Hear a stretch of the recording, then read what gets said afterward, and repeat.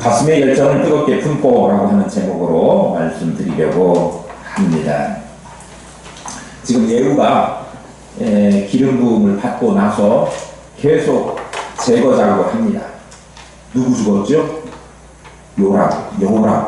요람이 죽었고, 그리고 동시에 문병하던 남유다의 아하시아가 죽게 됩니다. 예후에 의해서 아합의 아들 요람이 죽었고, 그리고 아합의 외손자 아하시아가 죽임을 당한 거예요.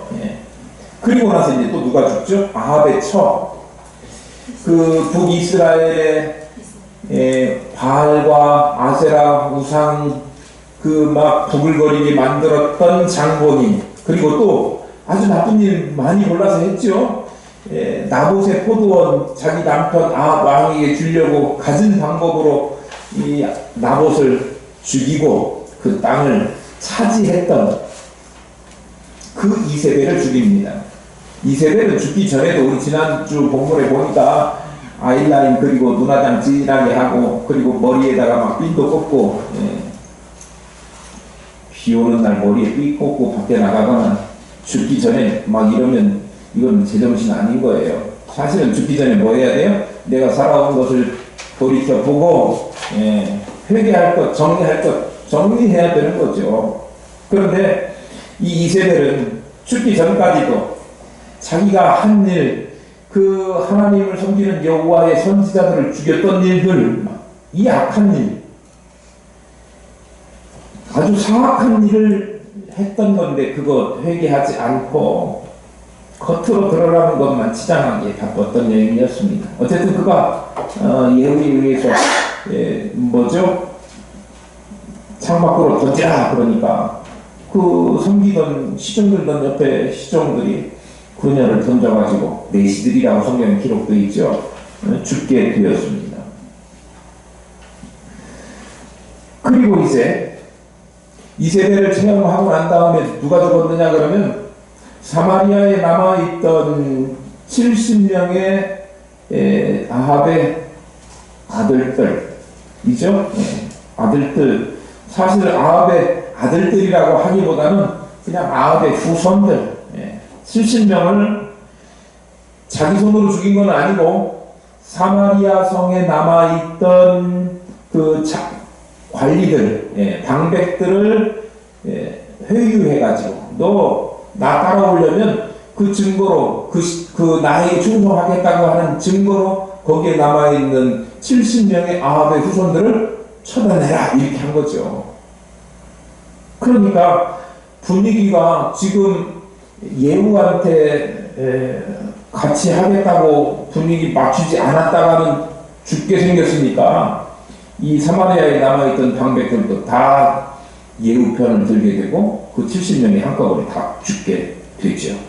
뿐만 아니라 이스라엘에 남아있던 아합의 잔당들까지도 하나도 남기지 않고 다 죽였습니다. 이어서 그 여세를 몰아가지고 이스라엘 잔당을 죽인 후에 이제 어디로 가느냐 그러면 사마리아는 아직 완전하게 예후가 장악하지 못했죠. 거기를 장악하러 갈 차례입니다. 사마리아 성에 가가지고 사마리아를 장악하게 되면 북이스라엘 온전하게 이제 다 장악하게 될 건데요. 예후가 이스라엘에서 사마리아로 가는 도중에 목자들이 양털을 닦는 곳, 거기에서 우연하게 사람들을 만나게 되는데 아하시아가 누구였죠? 남유다의 왕이었어요. 아합의 뭐라 그래? 사위 아니고 아하시아가 아합을 외삼촌이라고 불러야 돼. 조카. 그 형제들을 만나게 됩니다. 만나가지고 근데 사실 우리 성경에는 아합의 형제들을 만났다 그랬지만 아하시아의 형제들을 만났다 그렇게 기록하고 있지만 아하시아의 형제들이라고 보기는 좀 어려워요. 왜냐하면 아하시아의 형제들은 사실상 막내 아들인 아하시아를 제외하고는 다 죽었어요. 역대하 21장에 보면 그 내용이 나오는데 블레셋 사람들과 아라비아 사람들에 의해서 다 죽은 내용이 기록되어 있어요. 제가 한번 읽어드릴게요. 예루살렘 주민이 여호람의 막내 아들 아하시아에게 왕위를 계승하게 하였으니 이는 전에 아라비아 사람들과 함께 와서 진을 치던 부대가 그의 모든 형들을 죽였음이라. 그러므로 유다 왕 여호람의 아들 아하시아가 왕이 되었더라. 그러니까 막내 아들이 아하시아고 그 형들은 다 죽은 상태예요. 그러니까 형제들이라고 보기는 어려워요. 형제들이 없어요. 그렇다고 하면 아하시아의 같은 학렬의 사람들, 조카들이나 되겠죠. 조카들, 그리고 그 사람들을 수행하는 병사들, 이 사람들이에요. 그 사람들이 몇 명이냐면 오늘 본문에 보니까 42명이에요. 수행원을 동반하고 그들이 어디를 가고 있느냐 그러면 남유다, 남유다에서 북이스라엘로 가서 누구를 만나려고 하느냐 그러면 이세벨, 태우의 아들들, 그리고 왕의 아들들, 이런 사람들을 만나려고 가고 있는 중이라고 이야기를 합니다. 누구냐? 정체를 물어보니까 우리는 아시아하고 관계에 있는 사람들인데 지금 북이스라엘의 왕자들하고 태우의 자손들을 만나러 가고 있다. 이렇게 하고 있습니다. 우리 알고 있다시피 요람이 전쟁 나가자 그러니까 남유다에서도 그래 같이 가자 해가지고 같이 동조했지 않습니까? 그러니까 나라는 나누어졌지만 서로 교류가 있고 더군다나 그 남유다의 왕비들은 다 북이스라엘의 손들 아닙니까? 아합의 딸들 뭐 이렇게.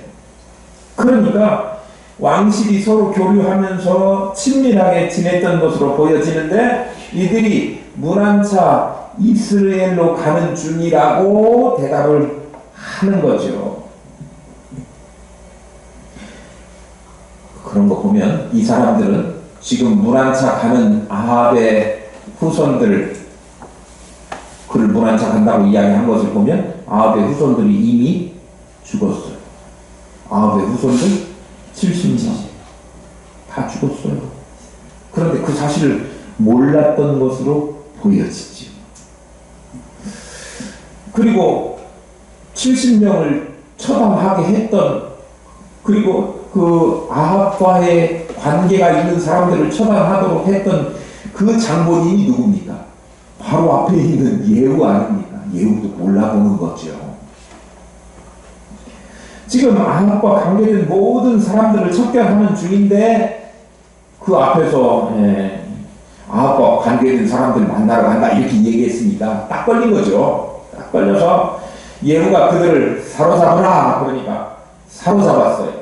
그래가지고 목자들이 양들의 털을 깎는 그곳에 옆에 곁에 당연히 웅덩이가 있겠죠. 물 같은 거. 그래서 물 웅덩이에서 그들을 42명을 하나도 남기지 않고 다 죽이게 됩니다. 그리고 나서 42명의 아하시아의 조카들 그리고 수행원들 그 무리들을 척결하고 거기를 떠나서 길을 가게 됩니다.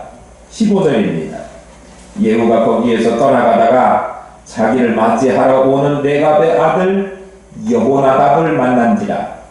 그의 안부를 묻고 그에게 이르되 내 마음에 향하여 진실함과 같이 내 마음도 진실하냐 하니 여호나답이 대답하되 그러하니이다. 이르되 그러면 나와 손을 잡으니 예후가 끌어 병거에 올리며. 그렇게 기록하고 있습니다. 여기에 등장하는 여호나답이라고 하는 인물을 잘 기억하시면 좋겠습니다. 예후가 여호나답 42명을 다 처단하고 이 길을 가다가 만난 것이 누구냐 그러면 여호나답을 만났다 그랬습니다. 예후가 여호나답에게 뭐라고 이야기하느냐 그러면 내 마음이 내 마음을 향하여 진실함 같이 내 마음도 진실하냐 이렇게 물어봤어요. 너무 길게 복잡하게 물어봤는데 오늘날식으로 딱 뉘앙스만 말씀드리면 나는 너를 믿는데 너는 나를 믿느냐 그런 거예요. 여호나답이 뭐라고요? 그 쿨하게 오케이 믿는다. 그러니까 예후가 손을 잡았습니다. 손을 잡는다는 얘기는 예후하고 아비나답이 같이 뜻을 합쳐서 이제 앞으로 개혁하는 일을 같이 하겠다 그런 의미예요. 손을 끌어올려서 병거에 태워주죠. 그러면서 이제 그 일을 동참하게 하는데요. 이제 앞으로 우리가 다음 주에 살펴보겠지만 그 바알 섬기는 선지자들을 다 불러 모으라고 해요. 그러면서 예후가 하는 말이 나는 바알 선지자를 엄청나게 좋아한다, 섬긴다 이렇게 하면서 모으게 해요. 그거 다 술책이에요. 왜요? 바알 선지자, 바알 믿는 사람들 다 모아가지고 죽이려고. 그게 이제 북이스라엘이 잘못 가고 있는 우상 숭배에서 개혁해서 하나님을 섬기는 그 믿음으로 올바른 이스라엘로 돌아오게 하려고 하는 종교 개혁이거든요. 그 일을 같이 동참하자라고 하는 이야기가 오늘 여기 여호나답하고 손잡자예요. 그런데 여호나답을 우연히 만났는데요. 이게 우연이 아니에요.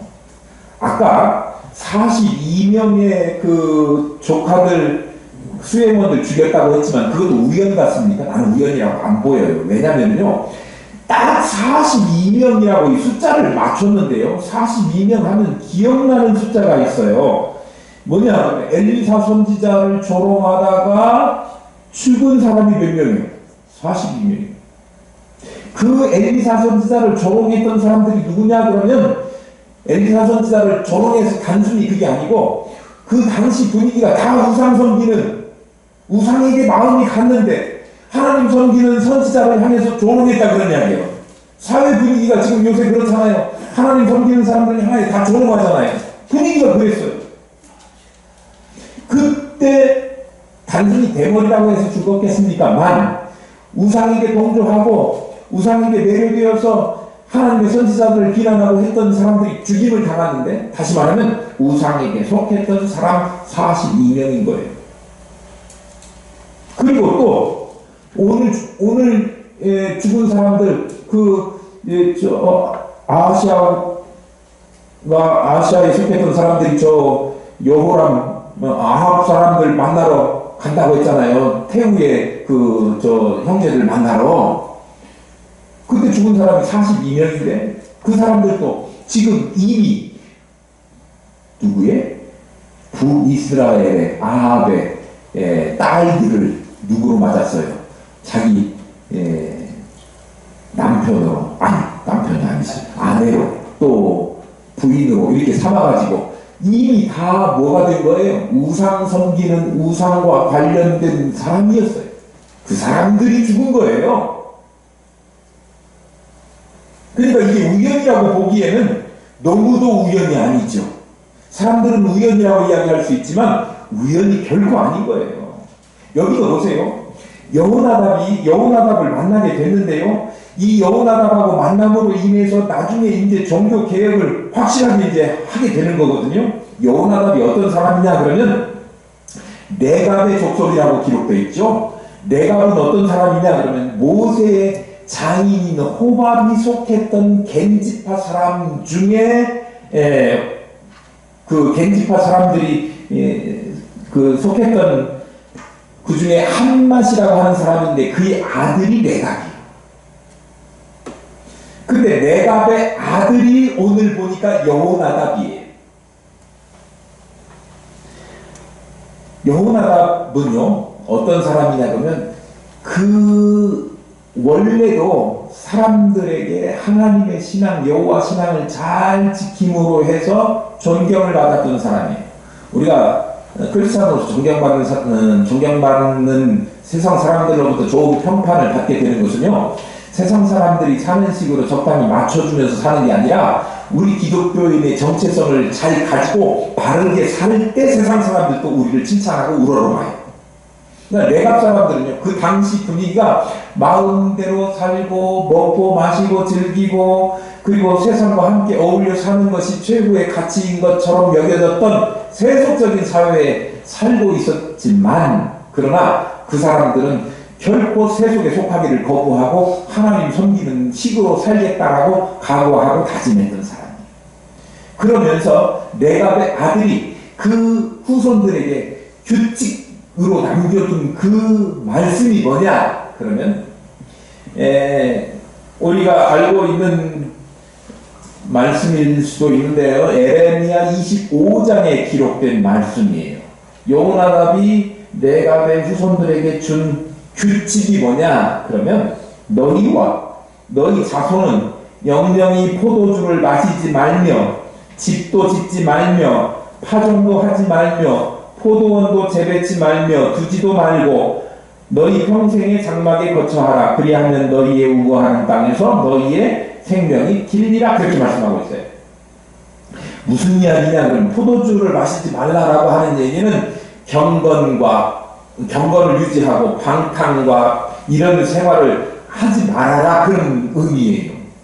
또요, 집도 짓지 말고 파종도 하지 말고 포도원도 재배치 말라, 이렇게 이야기했는데요.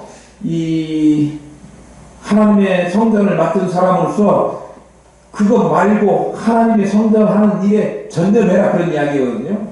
그리고 세속적인 거, 뭐 땅 사고 부자 되고 이렇게 집을 넓히고 이런 데에 관심을 갖지 말고 오직 하나님 섬기는 일에 충성을 다해라 라고 하는 계명을 준 거예요. 그거 제정한 사람이 누구라고요? 여호나답이라고. 그런데 그 여호나답 계명대로 이 레갑 사람들은 정말 신실하게 그걸 잘 지켰어요. 에레미야 25장에 보니까 에레미야가 그 사람들 레갑 족속들을 성전의 한 방에다 모아놔요. 그리고 하나님이 말씀하셨는데 너네들 포도주 먹으란다, 그렇게 이야기했어요. 그러면 보통 사람 하나님이 말씀하셨다고 그러고 에레미야가 먹어도 된다고 이야기하니까 에레미야가 누굽니까? 선지자 아닙니까? 선지자가 먹으라고 하니까 먹어야지, 먹어도 되겠지 하고 먹었을 수도 있어요. 그런데 이 레갑 족속들은요 철저해요. 아비나답이 가르쳐준 대로 절대 포도주는 입에도 안 되는 거예요. 그가 정해준 규칙을 잘 지키고 심지어 성전에서 하나님의 선지자가 먹어도 된다고 이야기를 해도 우리는 절대 그렇게 못해. 철저하게 이거 지켜서 하나님 앞에 예배하는 삶, 성전에 속한 삶, 세속과 구별된 삶을 살겠다라고 다짐하고 그렇게 했던 사람들이, 여러분들한테 내가 성전에 오세요. 오늘은 포도주 먹는 날. 오늘은 교회에서 먹는 거고 목사가 먹으라고 그랬으니까 먹어도 괜찮아. 소주도 맥주도 섞어갖고 한번 통 해갖고 먹어! 이러면 먹을 수도 있을 거예요. 술 좋아하는 사람들. 우리 교회 빼고. 그런데 그렇게 했어도 절대 안 돼. 이건 하나님께서 우리에게 평생을 우리 족속이 지킬 규칙으로 준 거야 라고 하면서 지켰던 것이 레갑 족속이고, 그 레갑 족속에게 그 규칙을 제정해 준 사람이 누구요? 아비나답이라고. 여호나답이라고. 예, 여호나답이라고. 예. 그러니까 여호나답이 얼마나 위대한, 또 따라가야 될, 존경해야 될 사람입니까? 레갑 족속들도 마찬가지고요. 그래서 이스라엘 사람들이 신앙적인 표본으로 삼고 존경을 하고 영향력을 끼쳤던 족속, 그러면 레갑 족속이에요. 근데 그 레갑 족속에게 이 신앙적인 규칙을 제정해서 주었던 여호나답을 만나게 되었다는 얘기예요. 이제 만났으니 사실 예후는요, 기름 부음 받아가지고 자기가 지금 막 받자마자 어디로 왔어요? 이스라엘로 와갖고 다 미치게 달려와가지고 죽였잖아요. 네. 뭐 때문에 그랬어요? 자기 권력이 탐나서. 처음에 그의 봉기의 원인은 제가 짐작해 볼 때 성경에서 처음에는 그랬는데 나중에 바뀌었다, 그건 아닌데 이 흐름을 쭉 보니까 그는 처음에는 권력 때문에. 그런데 이제 누구를 만남으로? 여호나답을 만남으로 말미암아 그의 이 개혁의 동기, 봉기의 동기, 혁명의 동기가 뭘로 바뀌게 되느냐 그러면 신앙적인 개혁을 하겠다는 것으로 바뀌게 전환이 되는 거예요. 누구를 만나게 되느냐에 따라서 그의 삶이 완전히 달라질 수 있음을 보여주고 있는 거죠. 만약에 성경에 나와 있는 사람들 중에 예수님을 만나지 못했다면, 예수님의 제자들이 예수님 만나지 못했다고 하면 어떻게 됐을까요? 여전히 베드로도 그냥 고기나 잡고 있을 것이고, 예수님을 그 당시에 만났던 많은 사람들, 병자나 세리나 또는 창녀나 죄인들이 주님 못 만났다고 하면 아마도 그들은 계속해서 절망 그리고 불행 그리고 죄악과 슬픔 속에서만 살아가고 있었을 건데, 그들은 주님을 만남으로 해서 그의 옛날의 병으로부터 고침받고 슬픔과 죄악으로부터 벗어나서 구원받은 하나님의 백성으로 살아갈 수 있게 된 것 아닙니까? 그래서 주님과의 만남을 통해서 그의 삶이 완전히 바뀌고 가치 있는 아름다운 삶으로 바뀌게 된 거예요. 만약에 아합도 이 제대로 된 사람을 만났다면, 이세벨 안 만나고 믿음 좋은 여자 만나서 그렇게 좋은 가정을 만났다면, 아합이 조금 그거 나볼 것은 나볼 거예요. 하나님의 말씀대로 기업을 물을 수 없는 거잖아요. 그거 어떻게 마음대로 자기도 처음 못 하는 거니까 당신이 뜻을 굽혀야 되는 이런 여자 만났어야지. 나쁜 짓 하자고 그러니까 얼씨구 나서 다 같이 해가지고 부인하고. 여자들이 좀 문제긴 해요. 하와도 이 아담에게 이렇게, 예? 그러니까 여자가 좋은 여자가 와야 돼요. 좋은 여자. 총각들은 좋은 여자 만날 수 있게 축복합니다. 아이, 우리 교회에 둘이나 있어, 우리 아들이. 경건한 여인하고 결혼했거나 바알 선지자 대신에 엘리야 선지자하고 가까이 했다고 하면 그토록 악한 사람이라고 하는 그 악명을 지금까지 달고 있지는 않았을 겁니다. 극악한 죄에 빠지지도 않았을 것이고, 아마 그는 다윗 버금가게 선한 왕으로 우리가 기억하고 있는 아밤, 진짜 훌륭하다 이렇게 할 건데, 그가 이세벨 만남으로 해서 둘 다 쌍으로 악한 사람들 이렇게 우리가 기억하고 있는 것 아닙니까? 우리도 누구를 만나느냐, 그게 매우 중요하고 그 사람의 장래를 좌우하는 중요한 일이다라고 하는 사실이에요. 그러니까 성경에도 뭐라고 이야기하고 있느냐 그러면, 지혜로운 자와 동행하면 지혜를 얻고 미련한 자와 사귀면 해를 받느냐, 잠언에 그렇게 말씀하고 있어요. 그러니까 우리도 경건하고 신실한 만남, 의롭고 아름다운 만남을 계획하고 실천해가는 하나님의 사람들이 되어야 될 줄로 믿습니다. 그리고 그 만남 속에서 하나님의 뜻을 세워가고 하나님의 뜻을 차근차근 착실히 실행해 나가는 그런 사람들이 되어야 되는 거예요. 그래서 하나님께서는 우리가 만나는 그런 만남 속에서 더욱 온전하게 하나님의 사람이 되어갈 수 있도록, 하나님께 인정받고 사람들이 인정받는 사람이 될 수 있도록, 여러분들도 예후가 여호나답을 만난 것처럼 정말 여러분들이 주님 만나고 또 의로운 사람 만나고 지혜로운 사람 만나게 되는 그런 은혜가 있고, 여러분들뿐만 아니라 여러분들의 자녀들도 그런 만남이 있기를 축복합니다. 아멘. 16절 17절 말씀 보겠습니다. 이르되 나와 함께 가서 여호와를 위한 나의 열심을 보라 하고, 이에 자기 병거에 태우고 사마리아에 이르러 거기에 남아있는 바 아합에게 속한 자들을 죽여 진멸하였으니 여호와께서 엘리야에게 이르신 말씀과 같이 되었더라. 예후가 여호나답을 태우고 이제 가가지고 가면서 한 이야기가 여호와의 열심, 내가 여호와에 대하여 얼마나 열심히 있는지를 봐라, 이렇게 이야기하는 거예요. 그러면서 그를 태우고 가가지고 그에게 속한 아합에게 속한 사람들을 다 처단해요.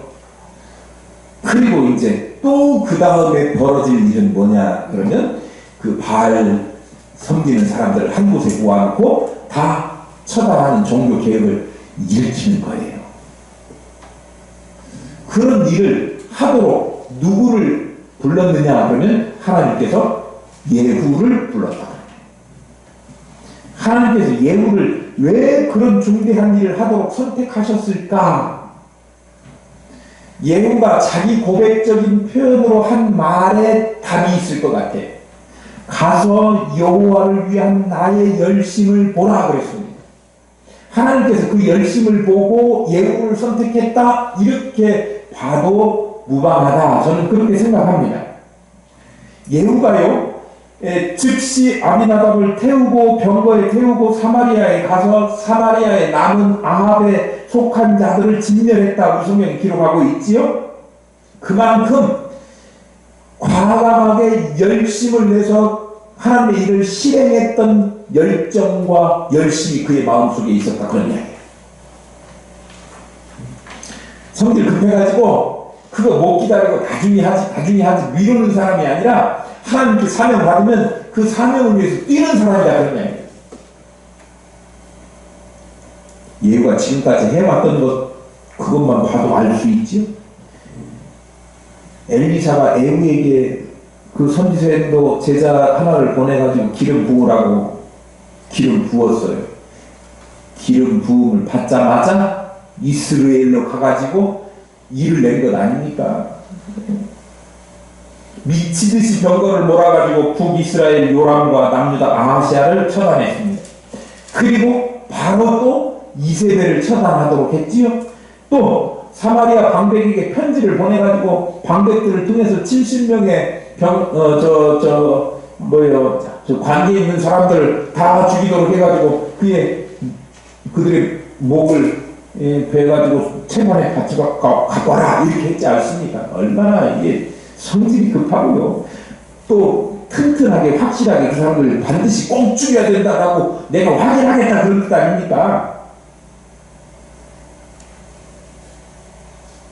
이스라엘 아합의 일가는 물론이고 또 아합 과문과 교류하는 사람들까지도 아시아의 형제들까지도 다 처단했습니다. 우리 성경 읽어보면서 예후가 그 일을 하는데 출전하였더라 그런 표현이나 그런 분위기를 읽어본 적이 있습니까? 그렇지 않아요. 그냥 과감 아주 그냥 해야 될 일이라고 생각하면 막 밀어붙이는 조금도 주저하는 기색이 없이 뜨거운 열정과 열심을 가지고 일을 하는 그를 하나님께서 보시고 그의 성품을 보시고 글을 써야 되겠다 그렇게 생각하신 거예요. 그러니까 하나님께서 그에게 그 시대에 필요한 아합의 그 잘못된 우상숭배의 고리를 끊고 하나님께로 돌이키게 하는 종교 개혁을 감행하도록 예후를 선택하신 것은 그 개혁 작업을 그에게 맡기신 것은 예후에 뭘 보셨다? 열심과 열정을 보셨다. 하나님의 일이 열심을 품은 사람들에 의해서 이루어진다라고 하는 사실은 오늘 본문에 나오는 예후만 예를 들을 수 있는 건 아니에요. 여러분 알다시피 수많은 사람들이 모세가 그랬고 또 바울이 그랬고 성경에 나오는 어떠한 인물들 뿐만 아니라 성경에 기록되지 않았지만 그 이후에 계속되어지는 교회사 가운데 하나님께서 들어 쓰셨던 위대한 인물들 보면 다 열정을 가슴에 품고 하나님의 일을 감당했던 사람들이 하나님께 쓰임받았다라고 하는 것을 알 수 있어요. 그러니까 여러분이나 저나 하나님께 쓰임받는 사람 되고 싶지 않습니까? 안 되고 싶은가? 하나님께 쓰임받고 싶은 사람 되기를 원하신다면 가슴에 열정을 품고 가슴에 불을 품고 뜨겁게 하나님의 일을 감당하는 저와 여러분 교회가 될 줄로 믿습니다. 교회사에 또 성경에 위대한 족적을 남긴 신앙의 믿음의 선배들이 동일하게 가슴에 열정을 품었던 것처럼 우리도 그렇게 어느 때든지 어떤 사역이든지 하나님께서 맡기신 일을 감당할 때는 열심을 품고 나아가면 하나님은 반드시 그를 들어 쓰시고 하나님의 일을 이루실 줄로 믿습니다. 하나님은 미지근한 것 좋아하지 않습니다. 진정으로 하나님께 선택받고 쓰임받는 사람이 되기를 원하신다면 이 시대에 우리에게 감당해야 될 일 맡기신 우리 책임 있는 우리들이 열심을 가지고 어떤 상황이라도 하나님을 위한 일이라고 하면 적극적으로 밀어붙일 수 있는 열심으로 달려들어 주의 일을 이루어내시는 저와 여러분 하늘기쁨교회 모든 성도들 될 수 있기를 축복합니다. 그리고 충성하시되 죽도록 열심을 내어 충성하시는 저와 여러분 될 수 있기를 축복합니다.